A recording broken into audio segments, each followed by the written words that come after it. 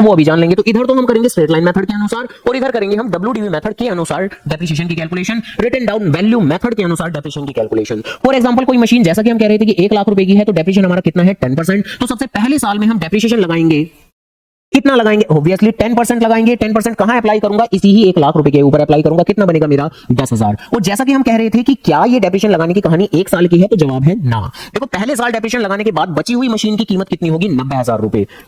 अगले साल फिर से डेप्रिसिएशन लगाऊंगा। भाई डेप्रिसिएशन कोई 1 साल तो लगाया नहीं जाता, वो तो हर साल बारंबार बार लगाया जाएगा। तो जो फर्स्ट ईयर का डेप्रिसिएशन था वो ये था हमारा। अब सेकंड ईयर फिर से डेप्रिसिएशन लगाने के लिए चले तो जो स्ट्रेट लाइन मेथड है वो कहता है कि हर बार आपको डेप्रिसिएशन लगाना है मशीन की ओरिजिनल वैल्यू के ऊपर। यानी डज नॉट मैटर कि आप कौन से साल का डेप्रिसिएशन लगा रहे हो, पहले साल का, दूसरे साल का या व्हाटएवर तीसरे साल का, आपको तो हर साल करना क्या है? डेप्रिसिएशन चार्ज करने के लिए किसका इस्तेमाल करना है? मशीन की ओरिजिनल कॉस्ट का, दैट मींस सबसे शुरुआती कॉस्ट का। तो अगर बाय चांस आपके दिल में आ रहा हो कि ठीक है सेकंड ईयर में तो डेप्रिसिएशन बची हुई वैल्यू पे लगाएंगे, तो ऐसा नहीं करना है हमें। क्या ऐसा करेंगे हम?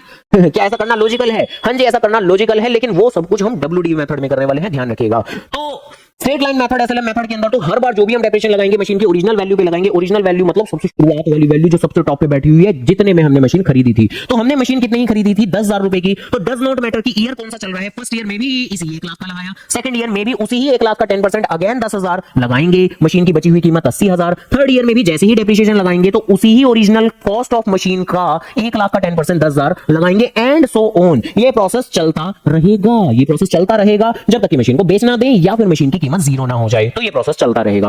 तो मेनली स्ट्रेट लाइन मेथड में हम सीखते यही है कि हाँ भाई हर साल जो भी आपको डेप्रिसिएशन कैलकुलेट करना है वो हर बार लगाना कहां है? ओरिजिनल वैल्यू के ऊपर, सबसे शुरुआती वैल्यू के ऊपर। लेकिन डब्ल्यूडीवी मेथड के अंदर क्या है? हल्का फुल्का से तो अंदाजा भी लगा गए होंगे कि क्या करते हैं हम। तो यहां पर तो जो डेप्रिसिएशन हम लगाएंगे वो लगाएंगे बची हुई कीमत पर। जैसे पहले साल के अंदर तो ठीक है 1 लाख के ऊपर 10% 10,000 रुपए लगा देंगे हम लोग, कोई दिक्कत नहीं है, कोई परेशानी नहीं है। बची कीमत कितनी? 90,000 रुपए की। तो जो सेकंड ईयर में अब हम डेप्रिसिएशन लगाएंगे, तो वो बेसिकली बची हुई कीमत दैट मींस 90,000 के ऊपर लगाएंगे। जैसा कि हम यहां कह रहे थे कि क्या 90 के ऊपर लगेगा, तो जवाब है ना। वो वहां लगता है, ठीक है जी। तो वहां लगता है बची हुई कीमत पर, यहां पर तो ओरिजिनल कॉस्ट पे लगता है, वहां बची हुई कीमत। वो जो बची हुई कीमत उसे इंग्लिश में, अकाउंटिंग दुनिया में क्या कहते हैं? तो उसे कहते हैं डब्ल्यूडीवी। उसे कहते हैं डब्ल्यूडीवी, रिटन डाउन वैल्यू। जैसे कि यहां पर ये 1 लाख तो क्या है? ये तो ओरिजिनल कॉस्ट है। ये 90,000 क्या है? तो ये डब्ल्यूडीवी है। बट क्योंकि हम डब्ल्यूडीवी मेथड नहीं कर रहे थे तो हमने इसके ऊपर डेप्रिसिएशन कैलकुलेट नहीं किया। अगर मैं बात करूं ये 80,000 क्या है? तो ये है डब्ल्यूडीवी। तो ऐसा नहीं है कि एसएलएम मेथड है तो इसमें कुछ डब्ल्यूडीवी नहीं है। डब्ल्यूडीवी तो होती ही है हर जगह। डब्ल्यूडीवी का मतलब होता है बची हुई कीमत। ये 70,000 क्या है? ये भी है डब्ल्यूडीवी, लेकिन इसके ऊपर डेप्रिसिएशन नहीं लगाऊंगा मैं, क्योंकि मैं स्ट्रेट लाइन मेथड कर रहा हूं। ऐसे करके बातें हैं।